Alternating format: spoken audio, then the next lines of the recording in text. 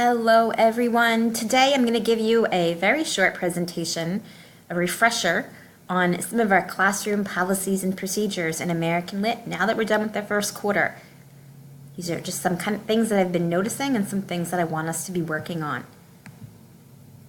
Okay, first of all, if you guys have noticed when you get to class, I always have a bell ringer. And they're there for a reason. They're not there for you to ignore. They're either there because I'm trying to help you get to know each other better and have a nice classroom culture. Remember, we can't see each other, so it's super important that we actually get to know each other. Or I'm asking a question that relates to what we're talking about that day, and answering the question will help you better understand the material. So even if you're not totally sure, I'd like you to always give the bell ringer a try.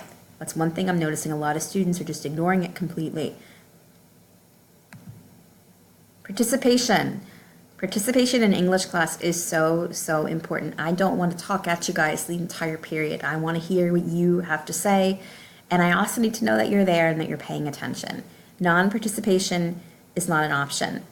Just a reminder, you have various ways that you can participate. You can always use the public chat. I never turn that off. You can always private chat me if that's what you prefer. And I often am directing you guys to either use your polling tools or write on the whiteboard. Remember, it's your education and your participation in it makes it better for you guys.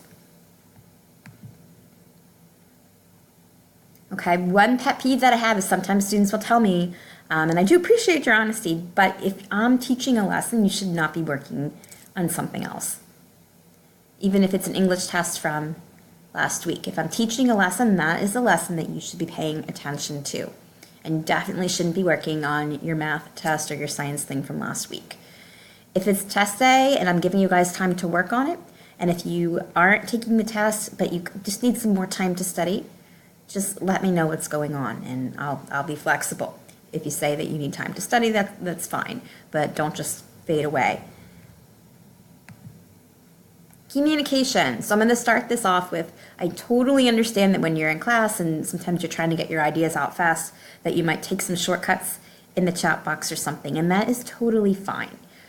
What I'm talking about here, though, with communication is when you're either writing an email or you are writing an assignment, like an essay or something, that you are using formal English language and that you're editing what you have to say and all that. Very important. Okay, speaking of assignments, things come up, but a lot of times you have at least a week, if not more, to complete an assignment. If you know that you're going to have difficulty completing something or something has come up in your life, just let me know. And if you can't let me know, maybe let your family coach know so that they can tell me. But if there's something going on that's making getting work done, making it difficult, you have to let me know. And I can be flexible if I know what's going on with you. Okay, homework. When I assign reading of lessons and literatures, I'm not making suggestions. It means I really need you to complete what I'm assigning to you.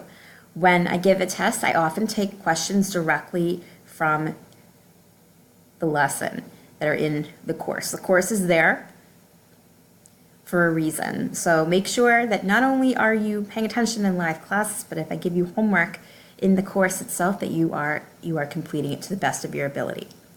There is no way for us to always have time to read everything in class. So if I ask you to read something for homework, I do expect that you read it. I don't expect you'll understand everything, but I do expect that you'll try and give it your best effort and know that we'll always go over something in class after we read something.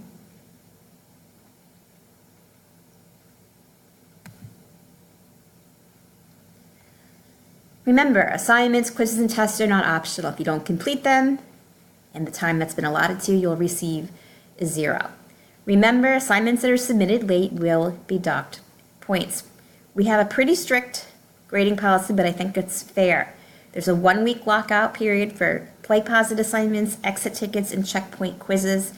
And if it's something larger, like a written assignment, after a week, I give half credit. So you still can get some credit after that week. And I do leave tests open for the entire quarter. So you're given a lot of time, I think, to complete things, but there still are due dates that you need to follow. And some people's grades have been hurt by just not paying attention to due dates. If you wait till the end of the quarter to do everything, it's not going to work out well for you. Just some things to do in a live session. If I ask for questions, that means I honestly want to hear if you have questions. If there's something that you don't understand, I really do need to know. I need to be able to go over it again with you. If everyone says they understand or just doesn't say anything, then I have no idea if you got something or not. If I ask you to share your thoughts and ideas and opinions, I really, really mean it. Really want you to share them. And I want you to feel comfortable doing that. And I want you to think for yourself.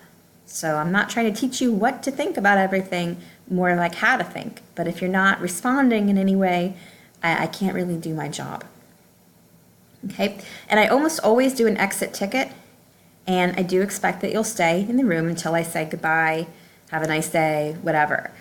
Some people are cutting out before the exit ticket, and that's not cool. You need to make sure that you're staying the whole period, and I'll try to be understanding of your time and make sure the class ends at the 50 mark. Some things about live sessions that I have noticed, some people are just copying on the board what other people are saying. It's kind of annoying when someone copies what you say. No one really likes that. So just make sure that you don't do that. Plus, you really don't know if that person is right or not. And ask questions. I love questions, but it should be on topic. If you're asking me about the capital of South Dakota, chances are that really has nothing to do with our lesson. If your question is about policies or you need help on an assignment, try to wait till the end of the period or maybe in the very beginning and not to interrupt the session. If you need to leave early from class or you're late, don't just announce it to the entire class. That's something that you want to send to me as a private message. So you were sick, you were throwing up, that's why you're 15 minutes late to class. Make sure that you let me know privately and don't tell that to the whole class. All right, side conversations. Remember, any conversation, anytime you private message another student, I can see it. And most of you are pretty good about this, but some of you do.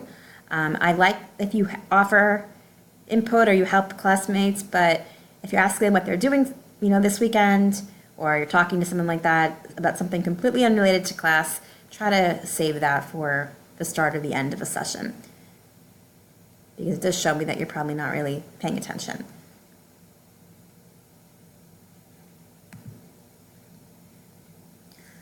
Okay, regular and extra credit work. I really don't give extra credit.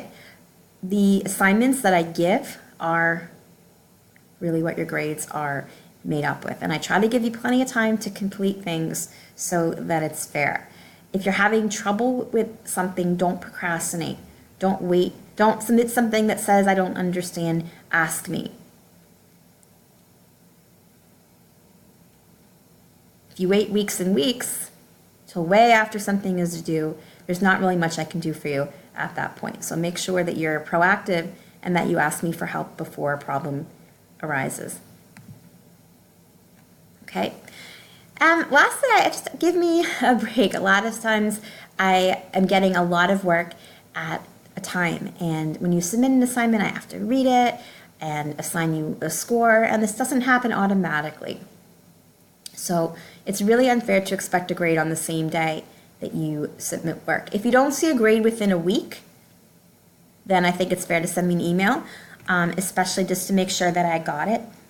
Sometimes the system is a little bit crazy and, I might not get something that you thought you submitted. So while maybe don't expect me to grade it that day, I think after a week, just ask me, if I have it, and that's totally fine.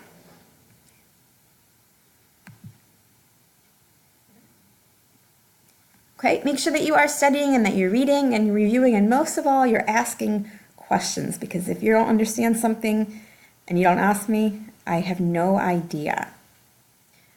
All right? I know that everybody can do an excellent and amazing job in the second quarter. The cool thing is we now have a whole first quarter behind us, but we can all do better, I think, in the second quarter, participate, raise our grades if necessary. Some of you guys obviously are doing fantastically with that. What I'd like you guys to do now is to send me an email if you have any questions about this presentation. Otherwise, there is now going to be a short quiz that follows this lesson in the course. Have a wonderful day, and I'll see everybody back in your live session on Thursday.